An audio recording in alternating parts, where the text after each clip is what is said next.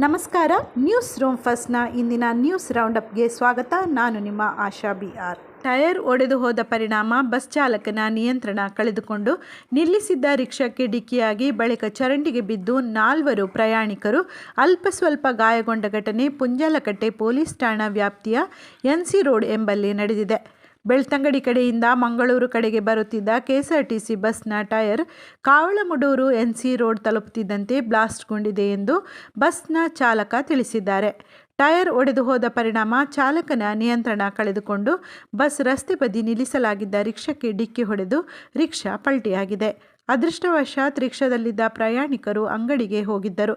ಹಾಗಾಗಿ ರಿಕ್ಷಾದಲ್ಲಿ ಬಾಡಿಗೆ ಮಾಡಿಕೊಂಡು ಬಂದಿದ್ದ ಪ್ರಯಾಣಿಕರು ಸೇಫ್ ಆಗಿದ್ದಾರೆ ಎಂಬ ಮಾಹಿತಿ ಲಭ್ಯವಾಗಿದೆ.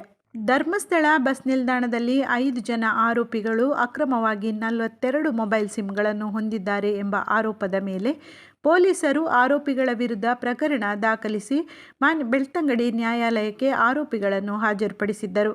ಮಾನ್ಯ ನ್ಯಾಯಾಲಯಕ್ಕೆ ಆರೋಪಿಗಳ ಪರ ವಕೀಲರು ಒಬ್ಬ ವ್ಯಕ್ತಿಯು ಕಾನೂನು ರೀತಿಯಲ್ಲಿ 9 ಸಿಮ್ ಕಾರ್ಡ್ಗಳನ್ನು ಹೊಂದಬಹುದು ಎಂಬುದನ್ನು ನ್ಯಾಯಾಲಯಕ್ಕೆ ಮನವರಿಕೆ ಮಾಡಿದ್ದಾರೆ.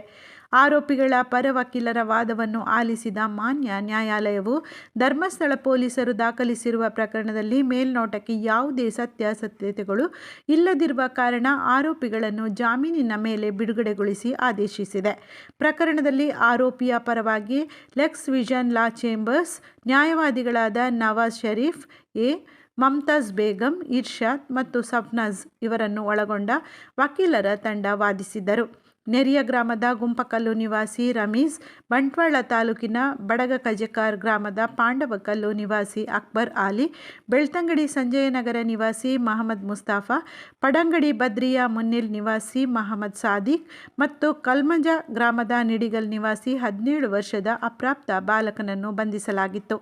ಬಂಧಿತರು ವಿವಿಧ ವ್ಯಕ್ತಿಗಳ ಹೆಸರಿನಲ್ಲಿ ಒಟ್ಟು 42 ಸಿಮ್ ಖರೀದಿ ಮಾಡಿಸಿಕೊಂಡು ಬೆಂಗಳೂರಿಗೆ ತೆಗೆದುಕೊಂಡು ಹೋಗುತ್ತಿರುವ ಸಂದರ್ಭದಲ್ಲಿ ಖಚಿತ ಮಾಹಿತಿ ಮೇರೆಗೆ ಬಂಧಿಸಲಾಗಿತ್ತು.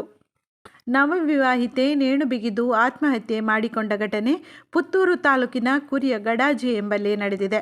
ಬೆಳ್ತಂಗಡಿ ತಾಲೂಕಿನ ಉರುವಾಲು ಗ್ರಾಮದ ಕುಕ್ಕಾಜೆ ರಾಮಣ್ಣಗೌಡ ಮತ್ತು ಪುಷ್ಪಾ ದಂಪತಿ ಪುತ್ರಿ ಶೋಭಾ ಅವರು ಪತಿಯ ಮನೆಯಲ್ಲಿ ನೇಣಿಗೆ ಶರಣಾಗಿದ್ದಾರೆ. ಶೋಭಾ ಅವರನ್ನು ಕಳೆದ 1.5 ತಿಂಗಳ ಹಿಂದೆ ಪುತ್ತೂರು ಕುರಿಯ ಗಡಾಜೆ ರೋಹಿತ್ ರವರಿಗೆ ಮದುವೆ ಮಾಡಿಕೊಡಲಾಗಿತ್ತು. ಯಾರೂ ಇಲ್ಲದ ಸಮಯದಲ್ಲಿ ಆತ್ಮಹತ್ಯೆ ಮಾಡಿಕೊಂಡಿದ್ದಾರೆ.